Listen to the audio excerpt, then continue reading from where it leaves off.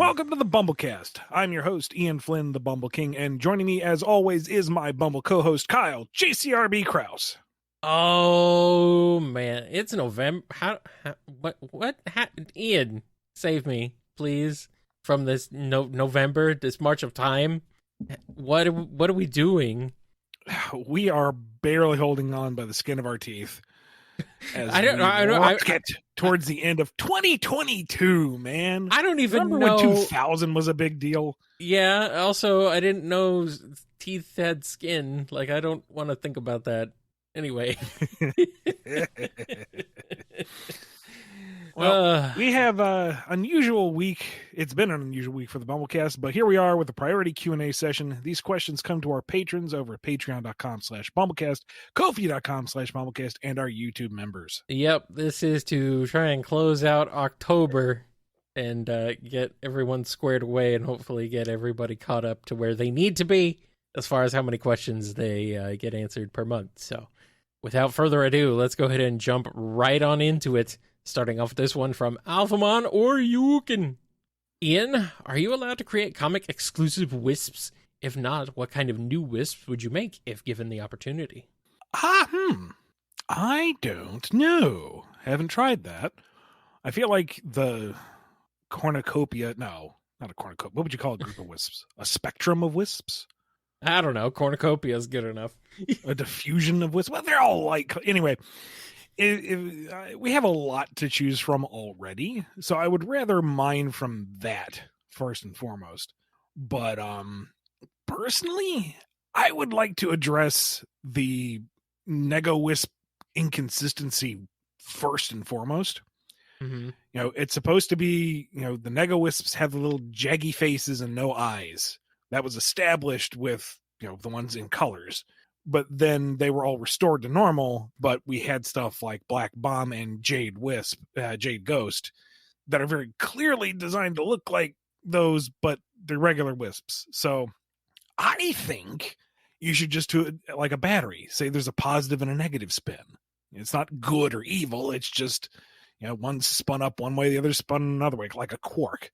And then that way you have all the colors and you get two each. So, sure, you have Jade Ghost on the negative spin, but what's the Jade positive spin? You come up with something with that. And boom, you've doubled your wisp possibilities right there.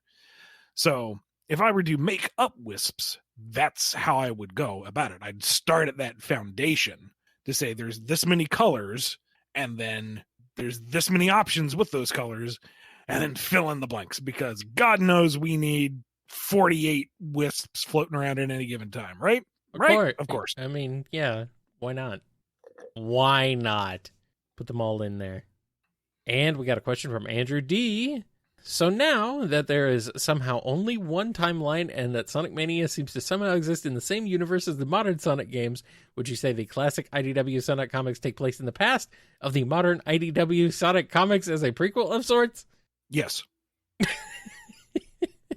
This is why I said you shouldn't bother trying to put things on a timeline, because inevitably here comes your SEGA, like, boom, your fan timeline completely just eradicated. Sorry. I know, I understand the impulse to want to make an order of things, but there is no order in Sonic, only chaos. I'll save you $5, Andrew. Where does the IDW stuff fall? Somewhere after Mania. Where does it fall? Yes. Here's a question from Batman69LOL. How would a Surgeon Kit amnesia arc go? What identities would they assume? And when they inevitably get their memories back, would they accept the new lives? Or would that give them more fuel to their rampages? I don't know if I want to go there, honestly, because what their current characterization is... It's kind of an amnesia arc already, yeah. Yeah. Like, we're kind of already in that process. What they would be regaining would be their previous lives at this point. Like, we could do a second amnesia thing, and, that might reveal what their base personalities were, assuming that Starline didn't just straight up hard code those out. Maybe there isn't anything to be found. But, I don't know, I feel like it... Personally, I would want to investigate who they were before they were Surgeon Kit, before taking that away and then having them go back to Surgeon Kit with the continued lingering question of who were they before that. It's too many layers of identity crisis for me. How many layers deep can this amnesia plot go? We'll never know. It just keeps going and going. I don't know, man. I don't know. It's too much. Chaos Sonic 1 has a question. While this is Lost Hedgehog Tales territory, was Jeffrey ever going to get redeemed? I asked because I watched Sonic Speed's Archie Digest, shout out to them, by the way. But basically to them, they said Nagus was right and that Jeffrey screwed up everything and now has nothing. I won't go into too much detail because, like you said, Lost Hedgehog Tales. But as problematic as Jeffrey could be, I think ultimately he was a hero in his heart of hearts. And I think most people liked him as a heroic character, or one of the good guys at least, faults aside. And as cool as it is to have the heel turn, I think one of the biggest concerns I saw at the time was, well, now he's bad, but he was good for so long. I don't really like this turn for him, which I get. And that was part of the poignancy of it. And part of the arc, if you go back and look at it again, is him wrestling with just who is he in all this. So he would have had his moment in the sun at the end. Let's say that. And we got a question here from Dove. Ian, hypothetically speaking, if SEGA went to you and said, we will give you 3 years as head writer on a Skies of Arcadia comic, complete creative freedom as long as you follow 2 rules, no permadeath for established game characters, and no using established game plot points, what would you want to write with that kind of time frame? Go nuts, man. Sky's the limit. No, it's not, because you gave me criteria. Liar. Almost the limit.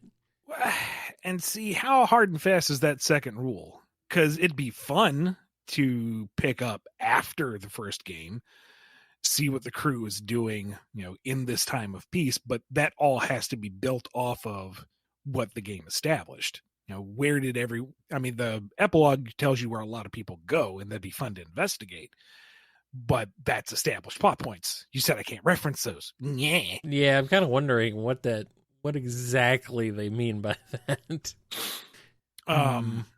So in that case, what you could do is maybe some slice of life stuff. Maybe follow some other blue rogues, maybe even some black pirates.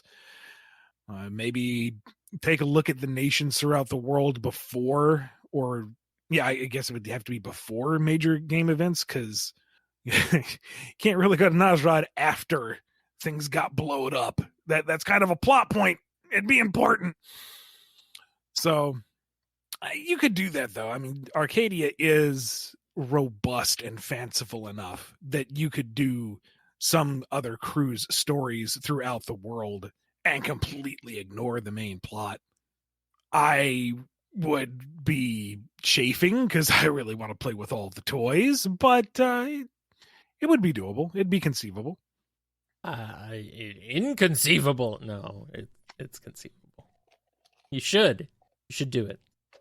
So Sega, hire this man. Wait, you already did. Never mind. And we got a question from Exadel. Whether it be animated or comic form, how would you write a crossover between IDW Sonic and the DC animated universe? To get some specific, Justice League Unlimited. Oh, you know just what to say to me. I really enjoyed that era of the DC animated universe, but man, Justice League, especially that first season, good stuff all around, and those last 2 or 3 episodes are just good stuff. Crossover, it's hard to pin down because you have 2 ensemble casts. Yeah. And what DC offers is mammoth by its own regard. But I kind of feel like there's some points you would have to touch upon. Like, you need Lex and Eggman in the same room. I feel like they would hate each other, though. Oh, they absolutely would, but they also kind of bounce ideas off each other. Their geniuses mesh very well. So they do come up with a plan to kill Superman, but they really, really can't stand that they have to work together for this. God, yeah, it would not be a bromance like Wily and Eggman was. No. Not in the slightest. They know that one of them is going to betray the other, and it probably will be both at the same time. Throw Grodd into the mix, and he's like, "I'm rather surprised. You seem at ease with a talking gorilla." And Eggman's like, it's weirder that you're not wearing shoes or gloves. I mean, yeah, it's true. I mean, you got to have your Superman Flash Sonic race for funsies. Well, yeah, I mean, that's a given. That's definitely a given. Have Tails on the Watchtower geeking out with Mr. Terrific and Steel, learning their tech, offering some insights. Side plot with the Chaotix and the Question.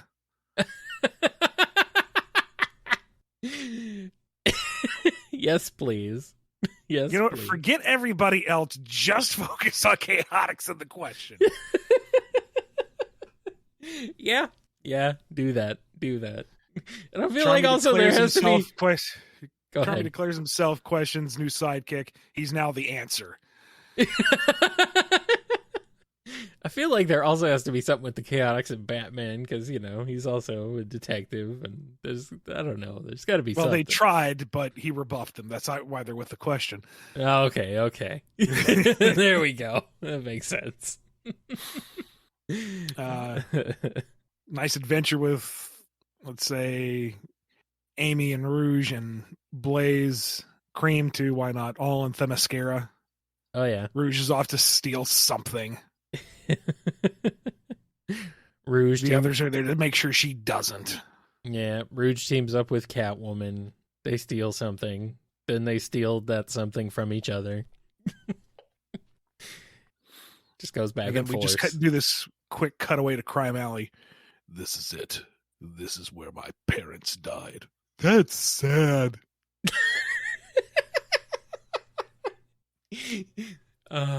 Yes. Well, I mean, I think it still would be funny if everybody just acted like they knew who Big was. All the DC characters acted like they knew Big. Like, hey, it's you. Joker's got his finger on the detonator. He's gonna blow up all of Gotham. And wait, is that Big? Oh no! I'm not messing with that. I surrender. I remember what happened last time. Everyone just looks at Big and he shrugs. Long story. And everyone from Sonic World is like totally confused, like just completely lost. But everybody in DC World is like, yeah, we don't screw with this guy.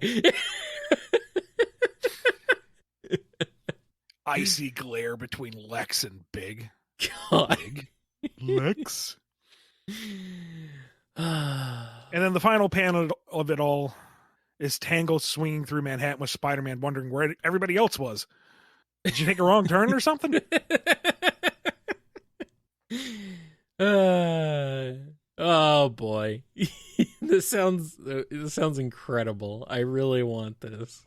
I mean, yeah, it's that would be so much fun. Alrighty, here's a question from Noni. What is Starline like when he's isolated? No, I don't mean he's by himself working on a project. I mean, how does he deal with very long periods of time, no people around, all he has is himself and his thoughts for, hypothetically, days?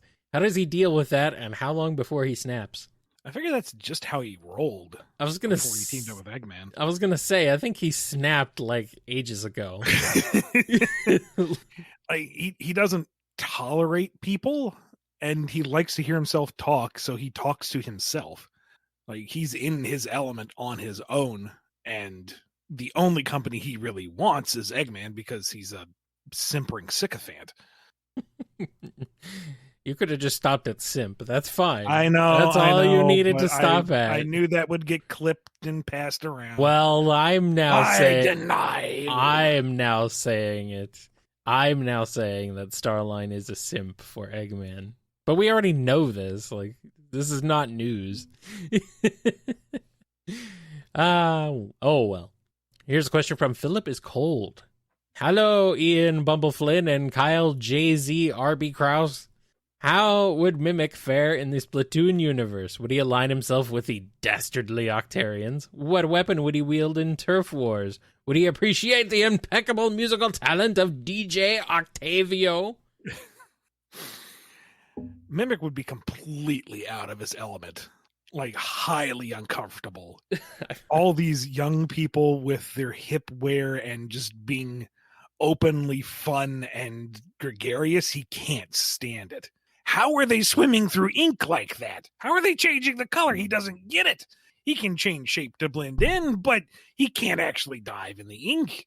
What are all these weapons that shoot the ink? Are they producing the ink? He doesn't understand. He just has his knife, but he doesn't really have a target. So what is he going to do? He has no one to stab. Just stab everybody. And then, Octavio is just noise to him. Mimic has no appreciation for music. It's loud. It's distracting. Sure, it would cover his footsteps if he were to stomp up on a target, but he can't hear himself think. It's just, can't even maintain his shape-shifting. The vibrations mess with him. No, sir. He's staying out of Splatsville. No, it seems like he hates that place. Also, he doesn't understand why none of them can swim. You're squids! You're octolings, for pity's sake!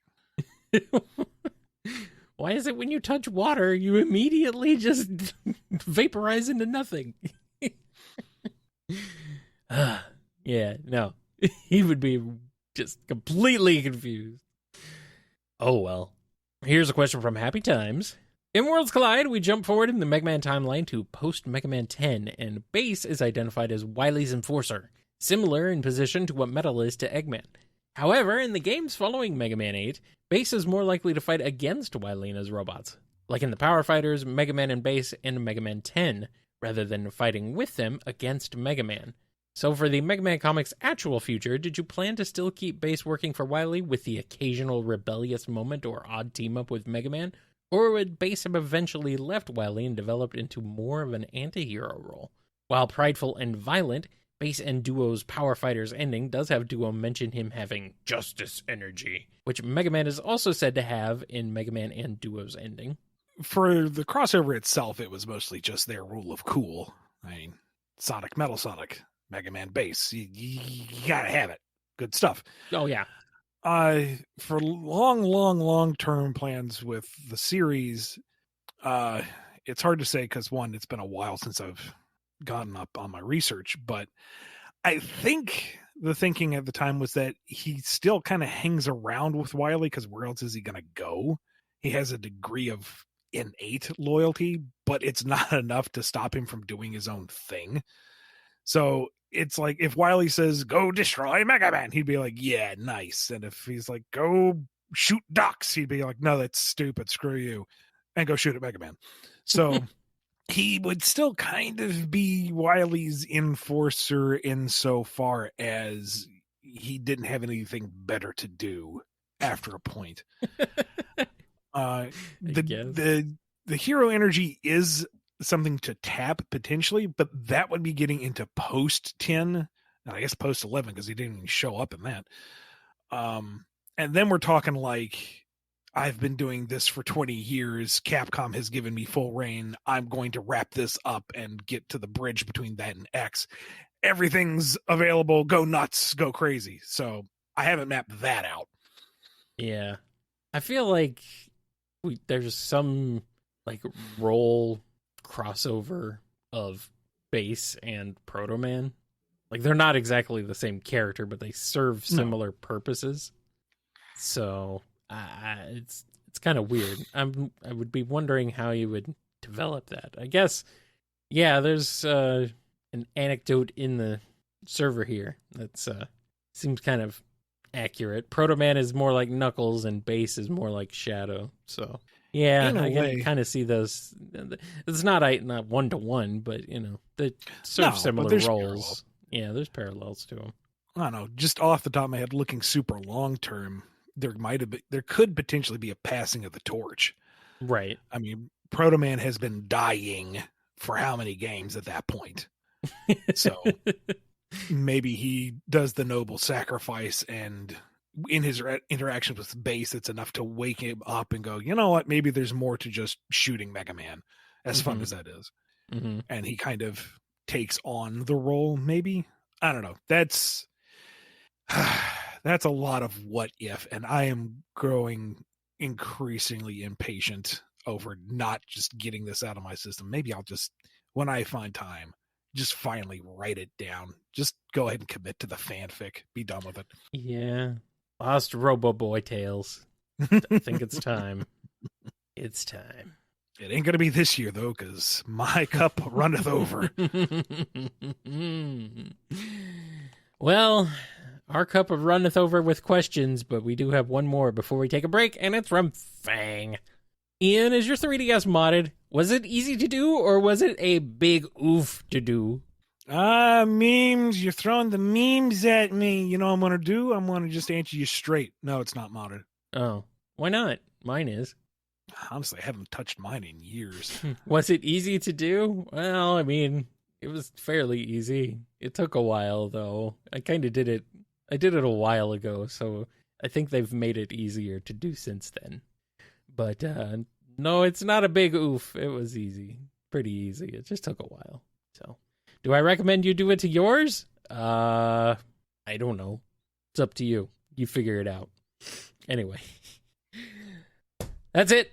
We're going to take a break while you all go mod your consoles, and then we'll be back with more BumbleKast.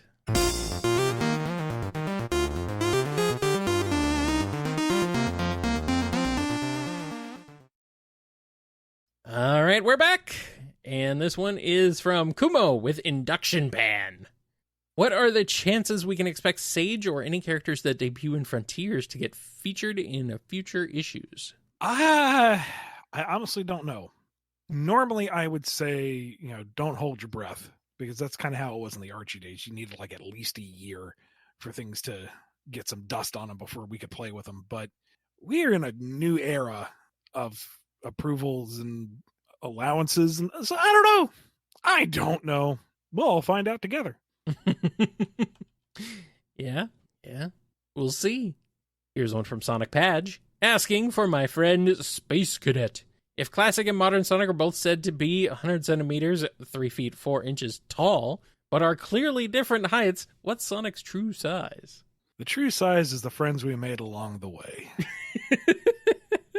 Sonic is however tall you want him to be. Sonic is 100 centimeters tall. Look at them side by side. Clearly, they're the same height. There is no war embossing, say. He's 100 centimeters tall, but the length of a centimeter got longer over time. The centimeter consistently grows.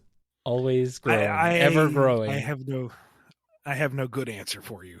I'm sorry. I don't think anybody does. Here's one from Speedweed. So we've seen Sonic and Undertale, and now we must balance the scales with man-made horrors beyond your comprehension. Somehow, by the punishment of the gods, Spamton G. Spamton replaces Sonic in his own world. For posterity's sake, he's the same old Spamton from the totally not Undertale-related game Deltarune.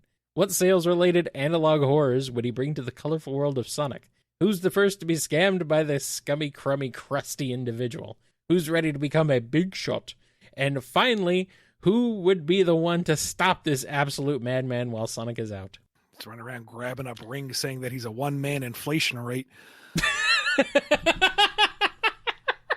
Oh, no. Do not talk about Sonic's world and inflation in the same sentence.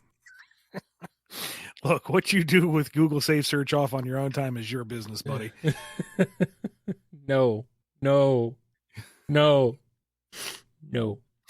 Just whatever happens with Spamton in Sonic's world, do not allow him near the Chow. I do not want to see the result of that. Do not allow him near any children in general. Well, that's also true, yes, but... And considering most everybody is under the age of 18, I don't know, man. Bad touch. Do not want. Spamton G. Spamton, redefining the age of consent in the Sonic world. No! Oh my god! No! Military budget out of control. Hire Spanton G. Spanton to audit your truck. No! I mean, I Big thought I man was just- bad. Big manages to reel him in just randomly out of a lake, casts him back. It's the first thing he ever threw back into the drink. Oh, no. Oh, no. This is That next by the bushel. Have you tried pet shelters? This isn't BumbleKast After Dark. This is... I don't know what this is. I am... This is Spampton edition BumbleKast. We need to put like a warning on this episode. This needs a... I don't know. This is like a... Safe for all children under surveillance. No. Ultimately, Speedweed, everyone comes together to fight Spampton, who's turned into a giant death egg robot version of himself. Yeah, pretty much. Have you tried acupuncture? It's the end of my fists. God. Amazing. New, improved, supersized for your destruction. Oh, Spampton. Rolling around at the speed of screaming.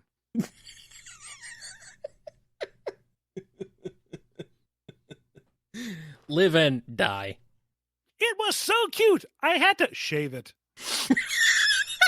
No! Ian! What have we become? When all alone in my bed, I go about dreaming. See, that's the thing with Spampton. Everything is either overtly disturbing or you're not sure if it should be disturbing. Yeah, But you're pretty sure it is. I'm pretty sure. The Deadly Six. They help you get your Z's. Yes, it's true. You're not wrong. They get a lot of Z's. Everything is Z. So many Z's. All right, that's enough. Put that guy away. It's time for a question from Supernova. Crossover time. How would Rock get along with Tangle? And on the other side, how would Whisper and Blues get along? Tangle might be a little much for Rock, but she's good with kids. So they would eventually find the right wavelength together and go about righting wrongs and dishing out justice and having a good time. Whisper and Blues, it depends. If they don't know anything about each other, they're going to keep their distance and like it that way. If they do know what each other's deal is, they're going to keep their distance respectfully and like it that way. Maybe. I don't know. I feel like at least Whisper and Blues would, commiserate on similarities between them. I mean, when they have to go destroy something, it will be glorious. Oh, He's yes. providing cover. She's sniping from behind the shield. They're working like clockwork. Oh, yeah. Sounds good to me. I like it. Here's a question from Tentavision. Why did Sonic stop Blaze from putting down Eggman? Does he not like fried eggs? Yummy, yummy. He does not like his villain dead. He does not like his villain's head upon a spike. He does not like his limbs here or there. He does not like them anywhere. He does not like his arch nemesis dead. Please do not try him, Blaze, my friend. Dr. Seuss, I ain't. What do you want? Oh, well, you tried. Here's one from Fair Dragon 5. Sega wants you to make an IDW crossover special, except there's a catch. You need to make all the characters animals. You must include Joker, Knights, Beat, Kazuma Kiryu, Vice, and Jack from Mad World, but you have free reign otherwise. What animals do you pick and how does it go? So Joker from Persona 5, I assume, and Beat from Jet Set Radio. Yeah, the rest should be pretty obvious, but I wanted to make sure. See, I'm not super familiar with most of the franchises, so I don't know if there's like something thematic. I know there's like a little talking cat in Personas, so maybe that for Joker. I know there's somebody in his group that already has kind of a cat suit theme, So maybe that's redundant. Maybe that's not applicable. But in my ignorance, we're going with that. Knights is a shapeshifter anyway, so they can just keep cycling through animals. Maybe that's the joke. Yeah. I don't know. Otherwise, maybe default to an owl. Knight the owl. Ha ha ha ha. Bum, Night bum, owl. bum, bum, bum. Beat? Kind of thinking monkey. I don't know, just the way the headphones sit on his ears kind of makes me think of I at a Super Monkey Ball. Yeah, he's yet another Sega monkey. Yeah. I mean, let's be highly original here. Kazumi Kiro, I don't know. Given his look, maybe he's like a dragon. Insert husky smile here. Vice, hard to say because he's not really themed to animals too much. Aka did a cat theme for the flag, and Fina did a dolphin, but he just went like with the cool skull and crossbones. That's not really an animal. And there aren't really tons of animals around in that series anyway. I mean, not like animals we think of. There's plenty of monsters to be hacked up, but maybe make him a pal, which is like a dog. Because, I mean, there was one on his home island. That's the best I got off the top of my head. Jack from Mad World, he looks like a shaved gorilla, so let's just go ahead and lean into that. Sure, why not? Yeah. Good enough.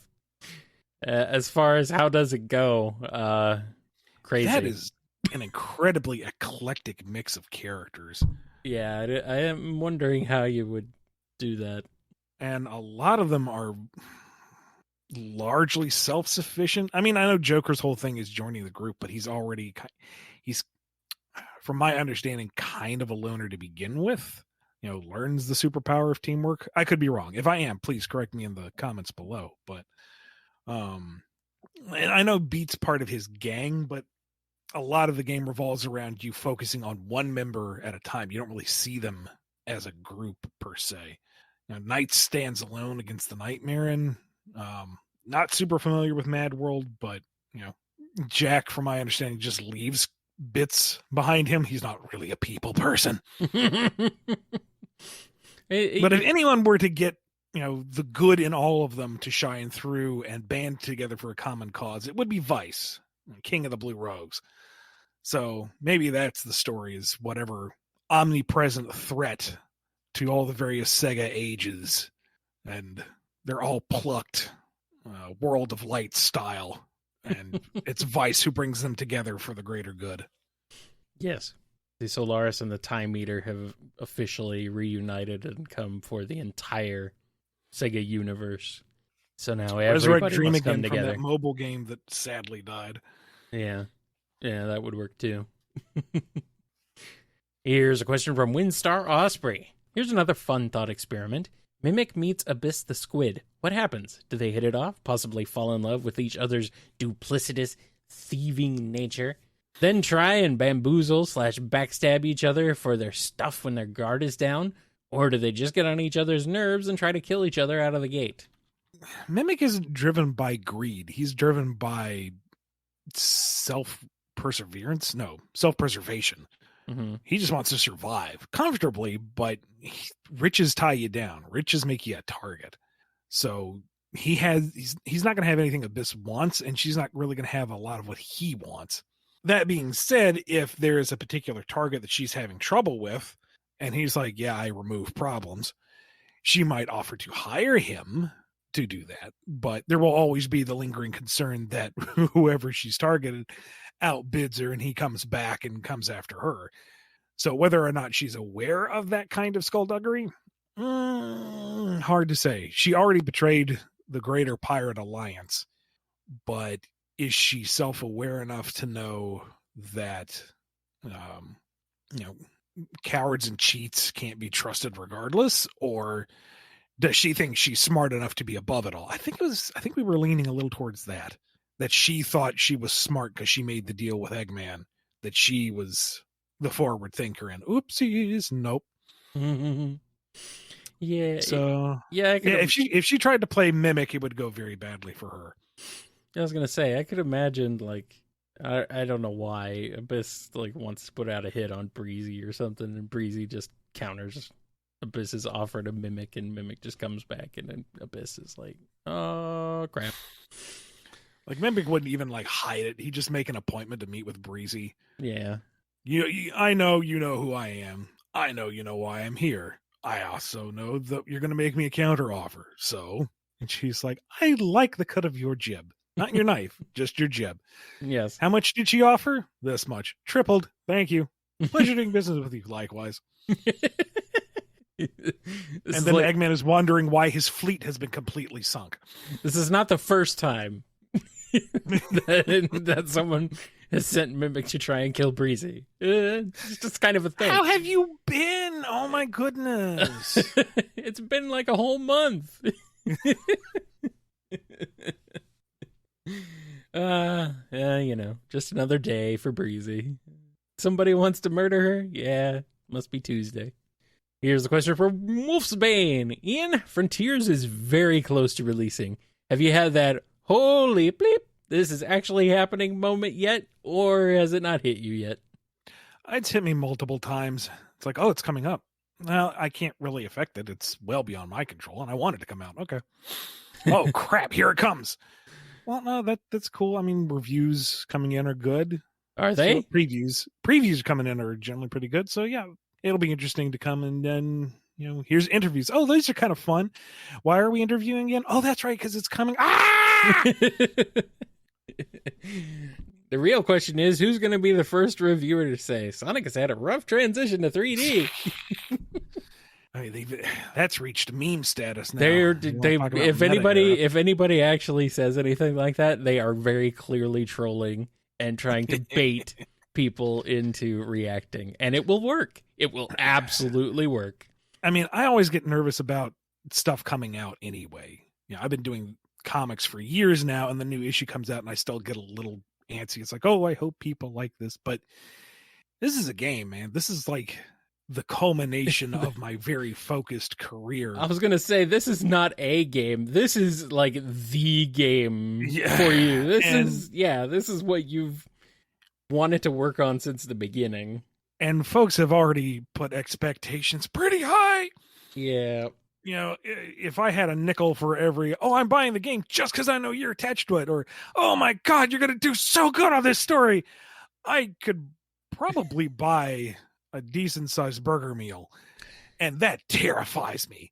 I have seen a lot of people saying, oh, well, Ian's writing the story, so at least that part will be good. And I'm just like, oh boy, those expectations are outrageously high.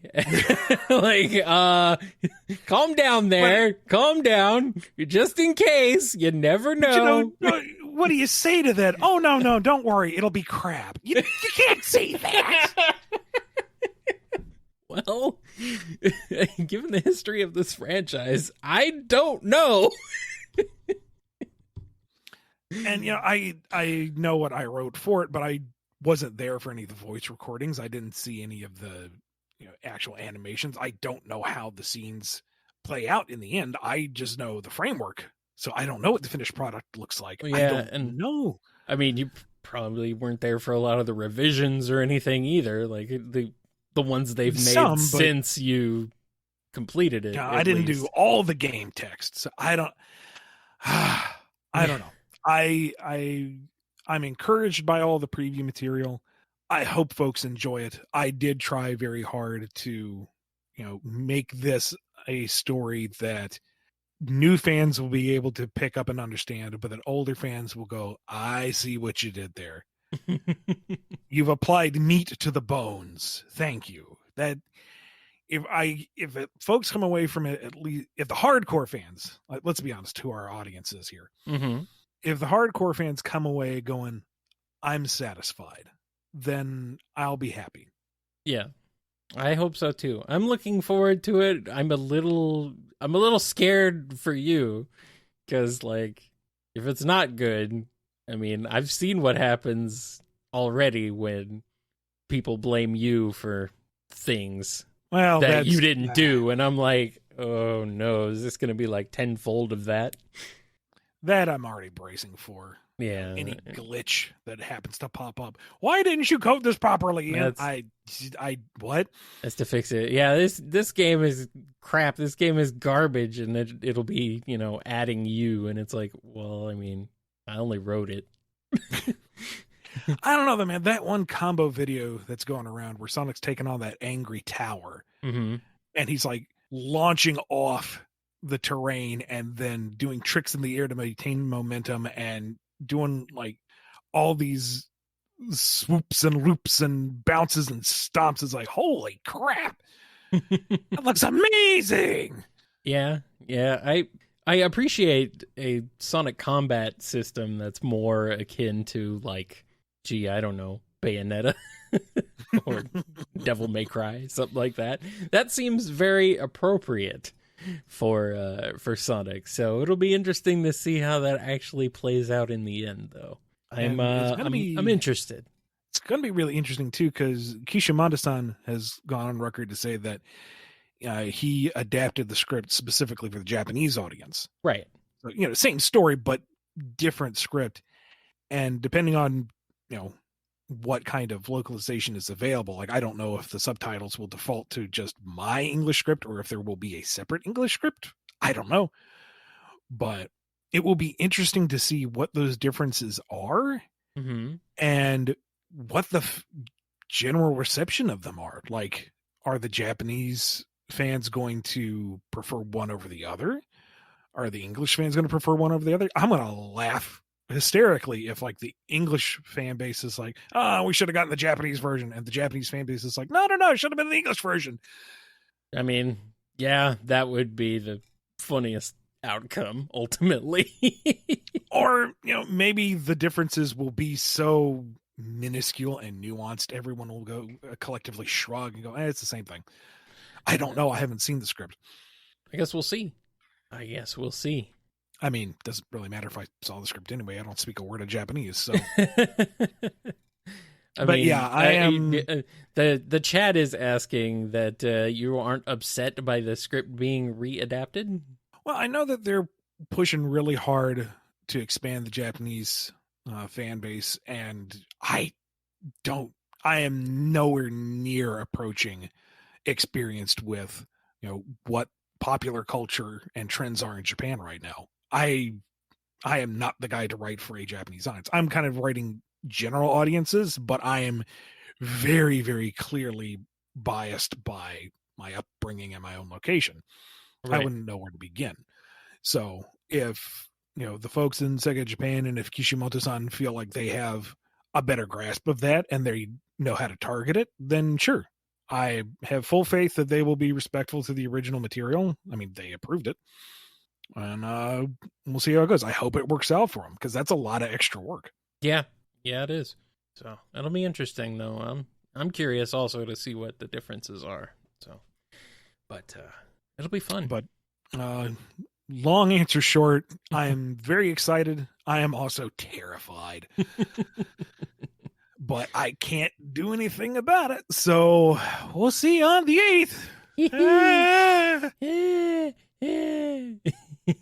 Less than 2 weeks. Oh boy. We're running long on this question. Yeah. But I mean, I'm probably not going to be able to talk about it a lot anyway, even after launch. So I might as well get this out there. Scene going around where Sonic first encounters Big. Mm-hmm. And the delivery between the two of them. Just freaking gold. The way that Roger just expresses his quickly escalating befuddlement is exactly how I wanted to hear it. So there's we're so close to release, I can't spoil, but there's a very specific couple of lines I'm looking forward to. There's a bit of a line early on that gets a callback later that's completely recontextualized. And given how Roger's been doing this delivery, it might be one of the most simply heartbreaking moments. And if he delivers it the way I think he's going to, like, I can hear it in my head, and it's like, if that's how they go with it, that's what I was aiming for, but oof. And there's a particular line for Eggman that, given the general voice direction they've been going and just how robust an actor Mike is, Yeah. if he delivers it how I think he's going to, it's going to be brief, but it will speak volumes. Knowing Mike, it will be very loud volumes. Like or maybe it's more subdued line. I don't know. I don't know if what it lands the way I think it is, the lower aficionados will be feasting. So I'm getting real close to spoiling stuff. So No, don't spoil anything. Don't break. No, you cannot break no NDAs. No. I really want to see folks' reactions to the story and everything, but also it's a big game. So please take your time and enjoy yourself, and don't cheap out and watch the YouTube rips that'll come up within 24 hours. Experience the game. Savor the moment. Make it your journey. Well, I figured it's probably a good enough time to announce, good enough time as any to announce that I will be streaming it. So I don't know when exactly I will be, but I will be. So, and it will be soon. So keep an eye out for that. I'm going to stream it. Ian will not be joining me because he's bound by NDAs and cannot really talk about anything. So we really don't want to tread on that line. So I'm just going to play it by myself, and we'll have some fun. So revive BumbleKast gaming finally. Knowing the internet, if something happens in the game and I make a comment that is even remotely negative, like, oh, I didn't expect that, that would get turned into a media frenzy in no time. So no, I am not going to be the sacrificial lamb. I'm not going to fall for that bait. You, sir, play your heart out. Enjoy it. I am going to just step out of the spotlight and kind of hide behind the curtain. I can say whatever I want about it. Yeah, you're not holding anything. Yes. And also, I just want to stream it, I mean, it's a new Sonic game, and people seem to like when we stream Sonic games. And it's been a long time since we've done a stream. I figure it's a good time to bring it out. Bring it back, and also it makes sense because, you wrote it. So, yeah, it's going to be fun. I do hope you enjoy.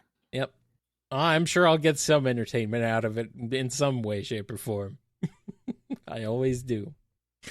And we got one last question here from the Cartoonist. Question to you both, probably more for Kyle, though. What are your favorite MST3K films they've riffed on besides Manos the Hands of Fate? I get the feeling Kyle loves him some Jet Jaga. I do. I truly do. The Godzilla films, both of them that they riffed, are they're definitely some highlights, for sure. Do you have any, Ian?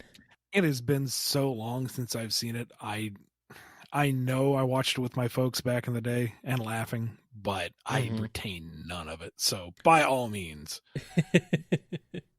Well, I mean, actually, Manos the Hands of Fate is not really one of my favorite MST3K episodes. It's good, don't get me wrong. It's very funny, but man, it's rough, though. That movie is nearly unwatchable. Like, even with the commentary, it's tough. But I do, like I said, love both the Godzilla movies.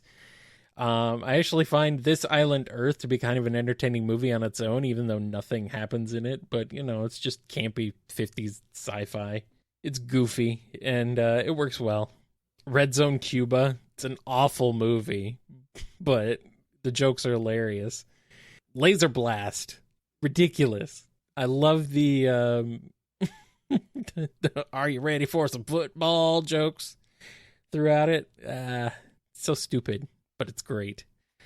And then the amazing season-ending trilogy of films for season 8, Space Mutiny, Time Chasers, and Overdrawn at the Memory Bank. That's like just 3 bangers right in a row. Like, some of the most legendary, amazing episodes ever of the show right there. And they're all 3 right in a row at the end of season 8. And then Final Sacrifice. I got to give a shout out to Final Sacrifice. It was the first episode of the show I watched after seeing the movie. So I knew of the show. I'd seen bits and pieces of it before, but then I watched the movie and really got into it, and then started watching the show, and Final Sacrifice was the first episode I watched, and I gotta give it to that one. And I always just have a good chuckle whenever Jodan Baker ever appears in anything now since then. So, oh wait, that's Final Justice is the one I was just talking about. Final Sacrifice is different. Final Sacrifice is the one where you meet the legendary Rousdower. Yes, there we go. Sorry, I got them backwards. So Final Sacrifice is different. But there's so many good ones. I can't just pick all of them, but as far as like the revival is concerned, the more recent ones, Mac and Me was just hysterical. It's such a bad movie, but it makes such good MST3K fodder. So if you've not watched any of these episodes, I do recommend you do so. I know most of them, if not all of them, are on YouTube in some form. There's also the Gizmoplex, which I believe has practically every episode as well, and that's the official MST3K digital distribution platform. So yeah, that's their new thing now. They're releasing episodes independently on their own, new episodes on at gizmoplex.com, and then they also have many of the old episodes up there as well. So yeah, that's their streaming service. So yeah, that's pretty much it.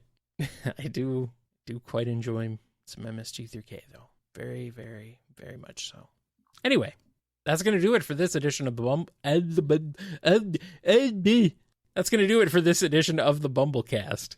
You know, they have chewing gum. You don't need to use your tongue. What else am I using it for? Spamton, do you want to say anything? No. No, but we're going to cut that off and go straight on to a big thank you to all the folks who make the show possible. That's our patrons over at patreon.com/BumbleKast, Ko-fi.com/BumbleKast, and our YouTube members.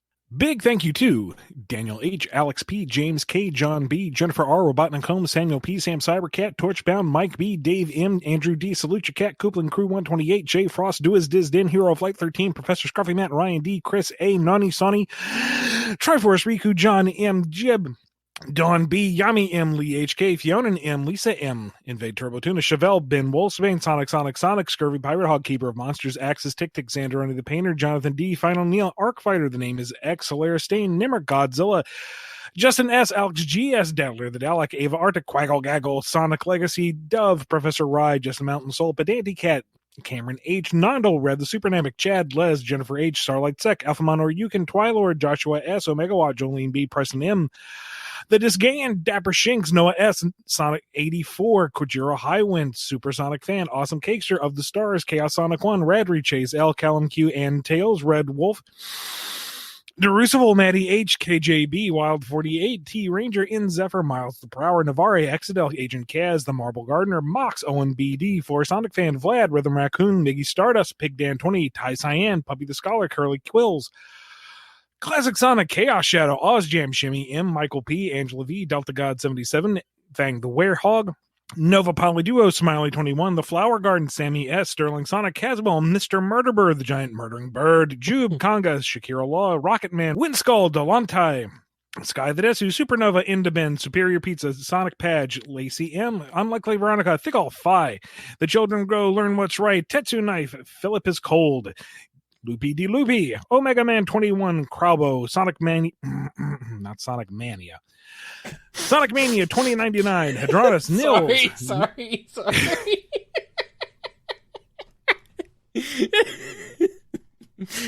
Sorry. Sonic Mania. Oh yeah, the Sonic Mania's gonna run wild on you. Okay, sorry. Hadronis, Nils, Noob 600, Paley, L Technopata, Speedweed, Tentavision, Dragon 5, The Cartoonist, Peter M, Butter Noodles, Miles Power D, Frost the Hobbidon, Danny Like, Nenamode, Wheels 282, Hedgehog, and Jamal S. Yay. Absolutely stellar. Thank you for being on that list. if you are in fact on that list. If you're not on that list, well, why not? You should get on it. Anyway, if you want to, we'd like to have you. Sure. That's going to wrap us up for this week. Be good to yourselves, be good to each other, and we will see you next time on the BumbleKast. Push the button, Frank. Or Ian. Crow. Werehog, have you down? Reach out and crush someone. Spampton is back. Oh no. Oh no. Spampton never left. He's right behind you. Oh god. The call is coming from inside your head. He's inside your walls. You've been listening to the BumbleKast, a co-production of Bumble King Comics and the KNGI Network. Original theme music composed by Ken Coda Snyder. Remixed intro by T-Lopes. Find out more information, along with podcast feeder links, MP3 downloads, and more at bumbleking.com and kngi.org.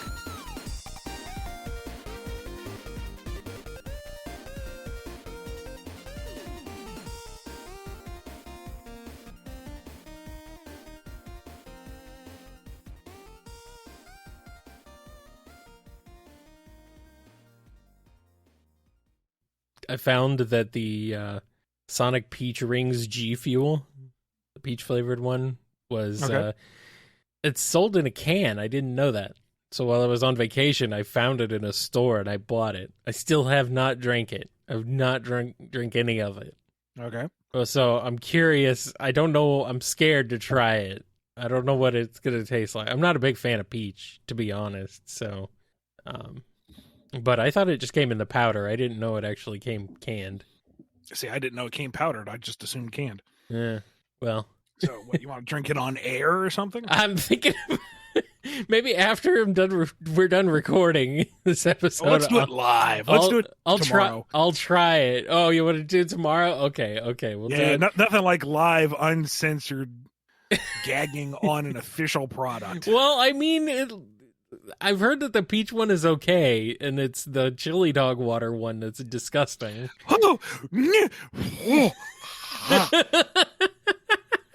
Detest, reject, revile. Yeah, it sounds gross. It sounds disgusting. God, I can see it in my head. It's like it's the drippings off the sauce that's left on the plate.